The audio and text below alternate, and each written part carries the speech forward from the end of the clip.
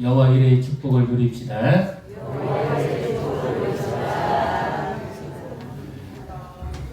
올 한해 우리 교회와 성도들 여러분의 가정에 또 자녀들과 미래의 일상과 삶에 하나님의 때에 맞는 공급하심과 준비하심과 도우시는 손길이 함께 하시기를 주님의 이름으로 축복합니다.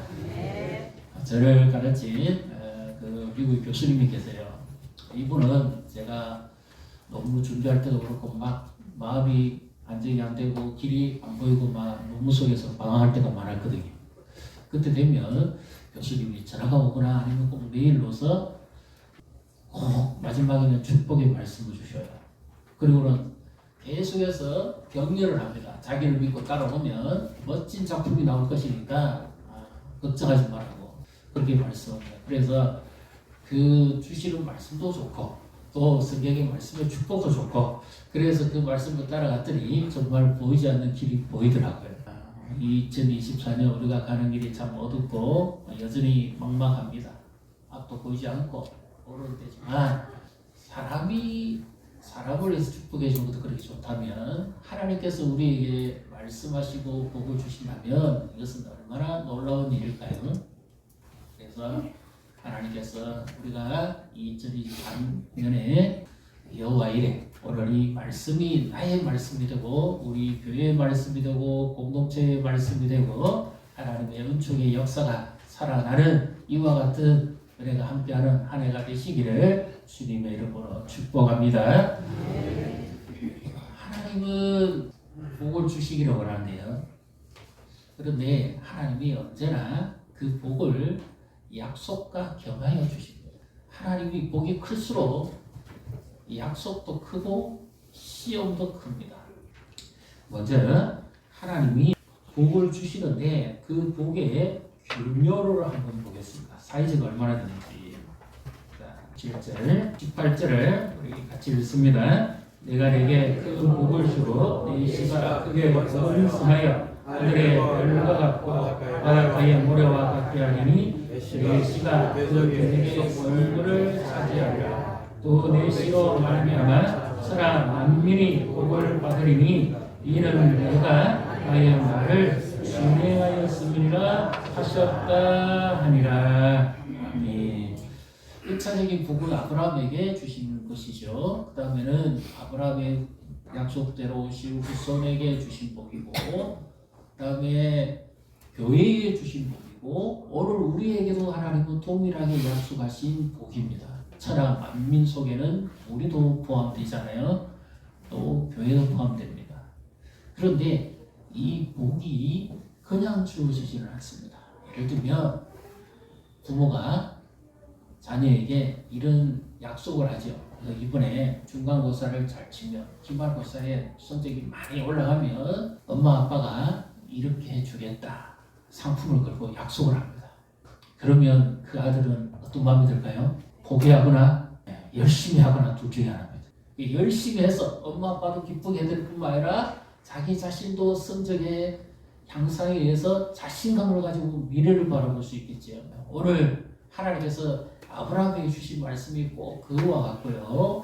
2024년을 살아가는 우리에게도 하나님이 동일하게 이와 같은 약속을 말씀합니다. 복은 때로는 하나님이 일방적으로 주실 수도 있지만 성경에 나와 있는 복은 거의 언약적 복입니다. 이렇게 하면 내가 그렇게 하겠다 하는데 복이 오기 전에 먼저 우리에게 엄청난 부담과 위기가 찾아옵니다. 이것이 어떻게 시작합니까? 우리 22장 1절 2절을 같이 한번 보겠습니다. 같이 봅니다. 그 이후에 하나님이 아브라함을 시험하시고 그를 부르시되 아브라함아 하시니 그가 이르되 내가 여기 있나이다. 여호와께서 이르시되 네 아들 내 사랑 자 이삭을 데리고 모리아 땅으로 가서 내가 네게 일러준 산 거기서 그를 번제로 드리라. 아멘. 그 이후라는 말은 아브라함이 하나님께 약속해서 받았던 백세의 난 아들 이삭이 성장했습니다. 짐을 지고 갈 정도 같으면 많이 성장했죠. 그 아들이 자라는 즐거움을 보고 있는 그때에 자기의 이제 모든 업을 맡길 정도에 되는 아들 정도가 될 겁니다. 그런데 그 아들을 하나님께서 생각지도 않은 말씀을 합니다. 내가 저기 지정한 산에 가서 그 아들을 산채로 불에 태워서 번제로 드리라는, 이것이 하나님이 무엇을 하시기 위함이죠? 아브라함을 시험합니다. 테스트하기.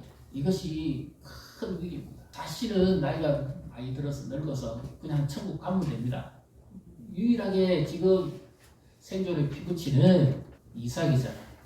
이삭이 죽으면 모든 것이 희망도 미래도 끝나버립니다. 고대 사회에서는 특히 이 자녀가 없다는 것은 거의 저주받은 인생이라고 봐야 될 정도인데, 100세에 난 아들인데 얼마나 좋을까요? 그런데 하나님께서 이런 엄청난 말씀을 하십니다. 왜 이런 시험을 허락하십니까? 왜 이런 어려움을 하나님이 우리에게 요구하실까요? 이것이 꼭 어떤 사람에게는 이 아들 이상만 아니겠죠. 오늘 우리에게서 내게 가장 소중한 것이라고 볼 수 있습니다. 나 자신이 될 수도 있고, 내 일이 될 수도 있고, 시간이 될 수도 있고, 가정이 될 수도 있고, 물질이 될 수도 있고, 내가 결코 놓을 수 없는 거 있잖아요. 내 생명을 걸고서라도 반드시 잡고 싶은 것, 그것이 지금 이삭이 될 수 있습니다. 하나님 내게 요구하시고, 어쩌면 너 자존심을 내려놔라. 그럴 수 있어요. 하나님, 내가 차라리 헌금을 해도요 내 자존심을 못 내려놓는 사람이 있습니다. 하나님, 그건 내려놔라. 그걸 바치라는 것은 아예 불에 태워드리라는 것은 아예 그냥 희생해라는 거잖아요. 어떻게 하나님 이렇게 엄청난 요구를 하십니까? 복을 주실 것 같으면 그냥 주시면 되죠. 우리가 복음성가에서 많이 배우잖아요. 여호와 이래 주님 얘기를 예비하시니 2024년 우리가 그냥 가면 하나님이 이런 사람도 만나게 해주시고 이런 은혜도 주시고 이런 복도 주시면 얼마나 좋을까요? 우리 부모가 간절히 바라는 게 뭡니까? 자녀가 잘 되기를 바라는 것이고, 자녀가 좋은 학교 가기를 바라는 것이고, 좋은 교수 만나기를 바라는 것이고, 좋은 친구 만나기를 바라는 것이고, 좋은 직장에 취직하기를 바라는 것이고, 좋은 배우자 만나 가정을 이루는 거 바라는 것이고, 좋은 미래를 설계하고 계획하고 바라는 거 아니겠습니까? 여러분, 무엇을 바라십니까? 근데 하나님께서 복을 주시기 전에 먼저 엄청난 테스트를 하십니다. 근데 그 테스트는요, 아브라함의 생각에서 너무너무 부담되는 테스트로 도무지 이해가 안 되는 테스트. 왜냐하면 하나님 입에서 말씀하신 내용이 아니거든요. 인신제사인데, 그것도 아들을 불에 태워드린다든지 희생제물로 바치는 제사는 고대 건동에서 흔히 일어나는 문화 속에서 우상숭배하는 사람들이 하는 겁니다. 그들은 어떻게 하는가 하면 자신의 안위와 번영과 복지를 위해서 필요하다면 아들까지도 그냥 희생제물로 바쳐버리는 거예요. 그래서 자기가 섬기는 신에게 그냥 내어줘버립니다. 자기 왕위를 위해서나 자기의 어떤 질병의 나음을 위해서라도 간절하게 바라고 싶은 것이 있으면 신에게 자기 아들을 갖다 바쳐버리는 거예요. 여기 잘 보십시오. 누구를 위해서 한다고요? 자기를 위해서. 자기의 미래와 자기의 번영과 자기의 성공과 자기 자신의 더 나은 삶을 위해서 아들을 갖다 바쳐줍니다. 심지어 일을 한 예가 있죠. 열왕기하 3장에 보면 엘리사 시대에 이 유다와 이스라엘과 또 주변의 왕 세 왕이 이 모압을 정벌하러 갔다가 이제 섬멸하기 시작합니다. 그런데 그 모압 왕이 도무지 이 세 연합군을 감당하지 못하니까 마지막에 최후 수단으로 어떻게 하는가 하면 자기의 뒤를 이어 왕이 오를 그 왕자를 성문 위에서 번제로 태워버립니다. 위급한 상황이 나옵니다. 그것을 보고 이 세 연합군의 군대가 마음이 막 흔들려가지고 더 이상 진격을 하지 않습니다. 이것이 고대 건동의 문화에서 흔히 일어나는 우상 숭배하는 사람은 자기를 위해서입니다. 자기 자신을 위해, 자기의 미래와 복지를 위해서, 번영을 위해서 원한다면 아들까지도 그냥 갖다 바치는 거예요. 우상 숭배자의 특징은 자기를 위해서, 필요하면 신도 자기를 위해서 이용합니다. 그런데 하나님, 무엇보다도 우상 숭배를 철저하게 금하시고 진노하시는 그 하나님이 아들을 산채로 그것도 번제로 바치라는 것은 하나님의 입에서 나오는 말씀이 절대로 아닙니다. 더군다나 이 아들은 어떤 아들입니까? 하나님이 약속하신 아들입니다. 아브라함의 후처 하갈에게서 난 그 이스마엘도 아니고 하나님이 친히 사라의 몸에서 난 아들이 약속의 아들이다. 그렇게 말씀하신 바로 그 아들이고 백세에 얻은 아들입니다. 그 아들을 그냥 드리는 것도 아니고 실수로 잃어버린 것도 아니고 사고 나서 죽은 것도 아니고 살아있는 그 아들을 멀쩡한 꿈이요 미래요 소망이 그 아들을 잡아서 바치라는 것이죠.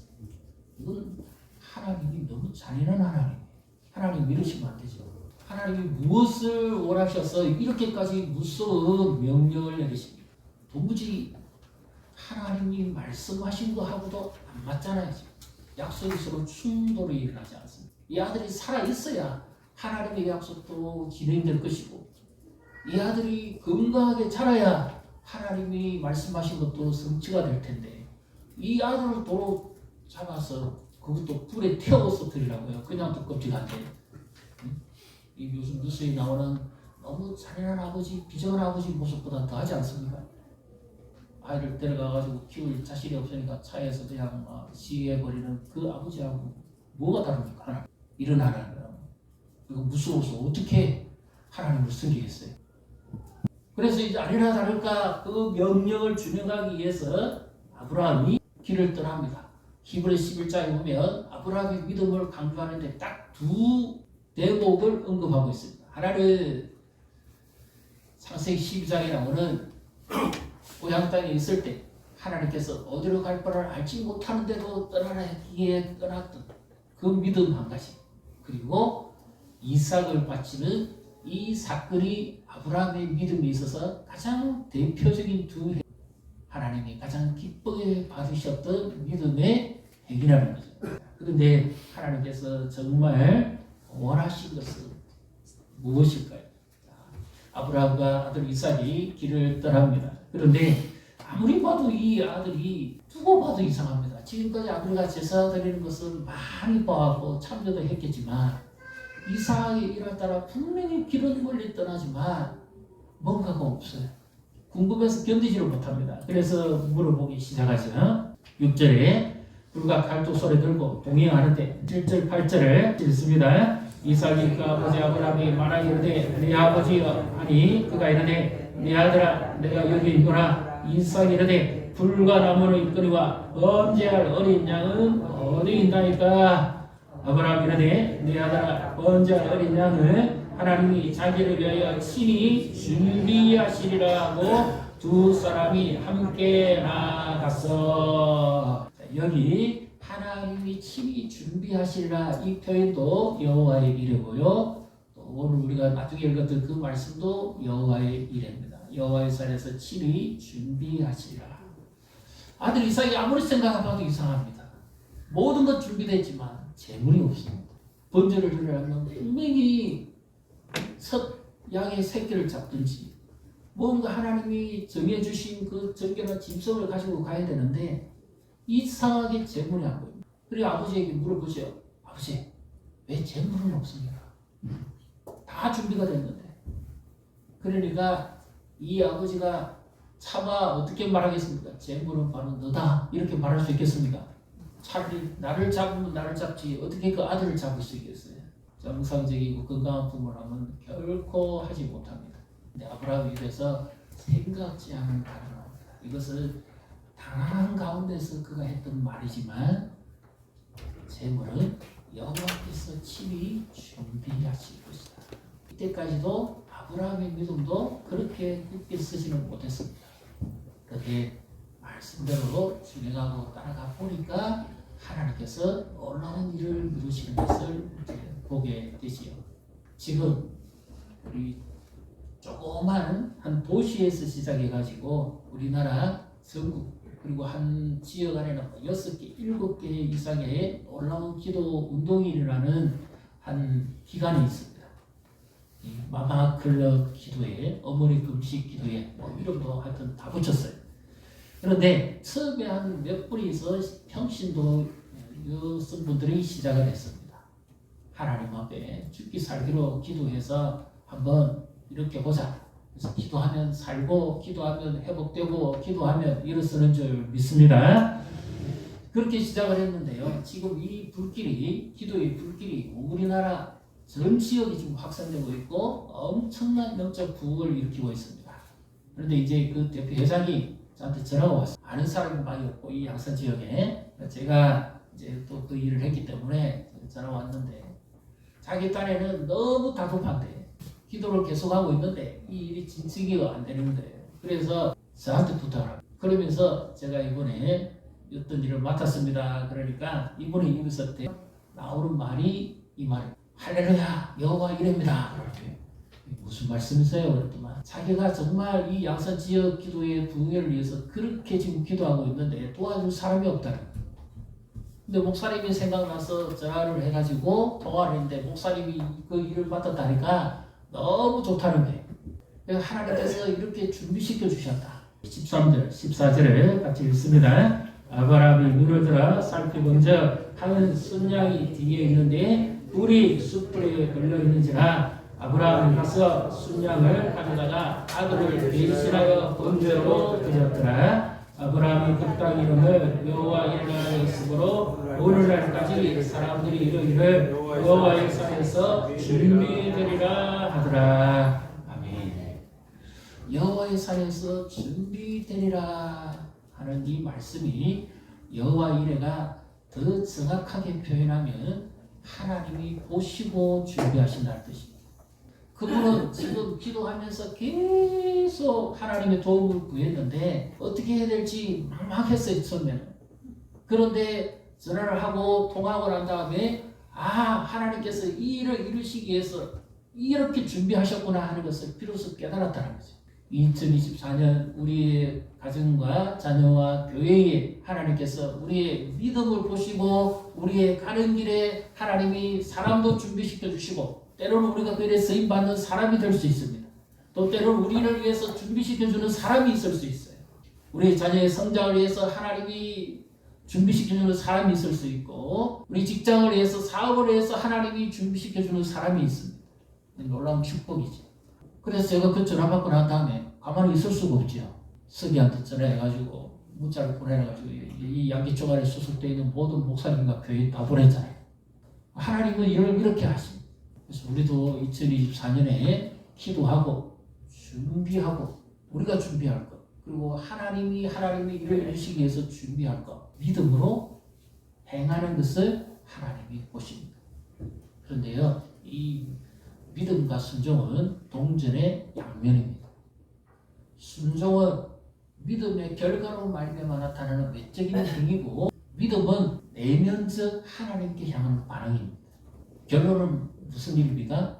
믿음이 없는 사람은 무엇을 못하죠? 순종하지 못합니다. 아브라함이 믿음이 없었다면 이삭을 바치기 위해서 모리아산으로 올라갈 수 있었을까요? 집에서도 못 나갔을 거예요. 믿음이 없다면 결코 순종의 첫걸음을 내디딜 수가 없습니다. 믿음이 없다면 하나님이 하시는 일을 알 수도 없습니다. 동시에 순종하지 않는다면 하나님이 하고자 하는 일을 경험하지를 못합니다. 복은 그냥 주어지는 게 아니에요. 믿음과 그에 따른 순종으로서 복이 주어진다는 사실을 믿으시기를 바랍니다.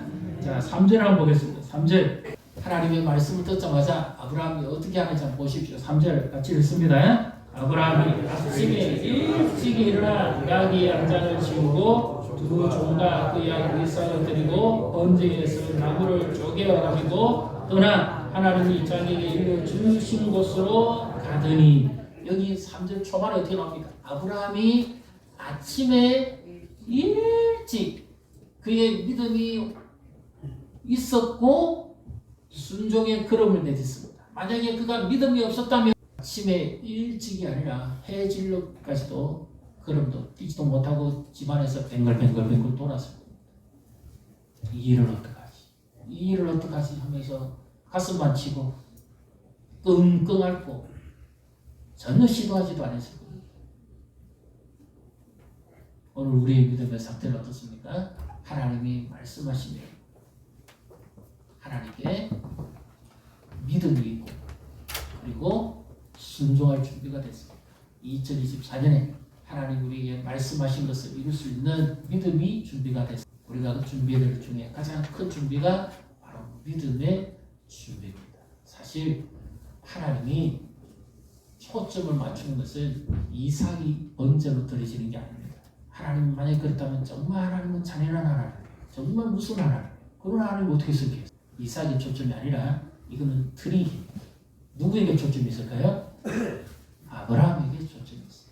아브라함이 과연 하나님께 얼마나 그 마음이 중심이 있는지 그것을 보시기를 원했던 거죠. 오늘 우리에게 있는 온갖 시험이 결코 그것이 결과가 아닙니다.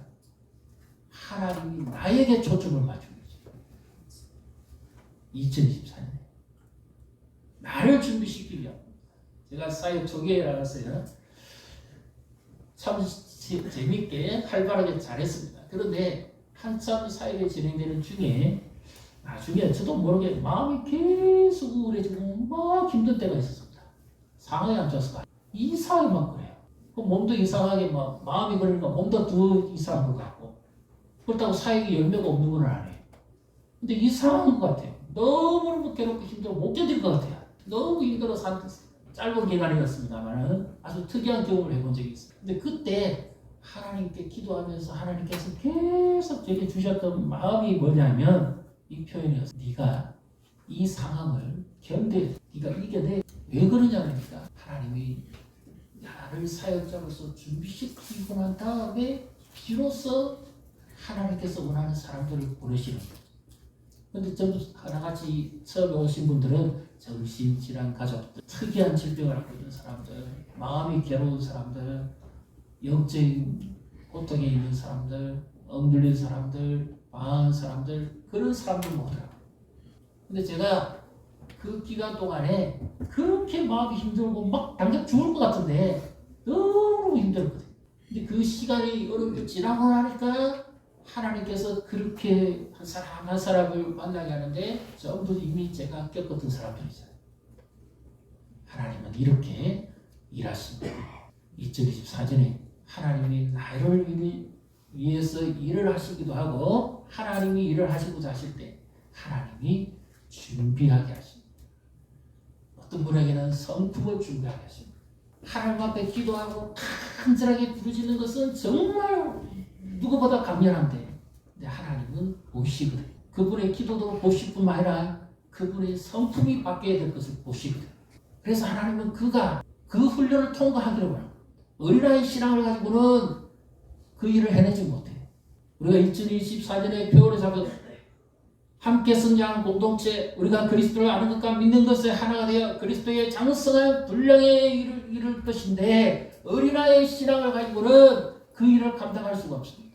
내게 주신 직분을 받기 위해서 하나님이 내게 주시는 임직이 있다면 내가 이런 상황 속에서 그것을 겪어보고 내게 맡겨줄 사람들, 내가 섬길 사람들이 어떤 사람들인지를 제대로 알아야만 내가 시험에 통과해야만 그 일을 감당할 수 있죠. 믿습니까? 네. 그래서 하나님은 때로는 나를 낮추시기도 하고 엎으시기도 하고 아브라함처럼 아들 바치라고는 안 하지만 그것이 목적이 아니에요. 하나님 뭡니까? 나를 성숙시키기 위한. 내가 성숙되면 지금까지 안 보이는 것이 보입니다. 내 신앙이 성숙하고 내 인격이 성숙하면 지금까지 안 된 것이 나타나기 시작합니다. 그래서 2024년에 우리는 함께 성장하는 교회가 되고 함께 성장하는 공동체가 됩니다. 이것이 남의 일이 아니에요. 이건 아브라함의 일이잖아요. 물론 그 순양을 대신해서 2000년 후에는 이 똑같은 사례에서 하나님은 아브라함의 아들은 살려줬지만 하나님의 유일한 독생자는 십자가의 제물이 되게 하십니다.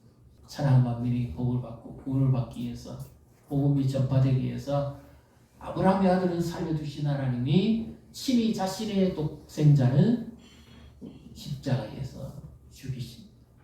그로 말미암아 천하 만민이 복을 받게 합니다. 복음이 전파되어집니다. 교회 공동체가 탄생해갑니다. 우리 개개인도 마찬가지입니다.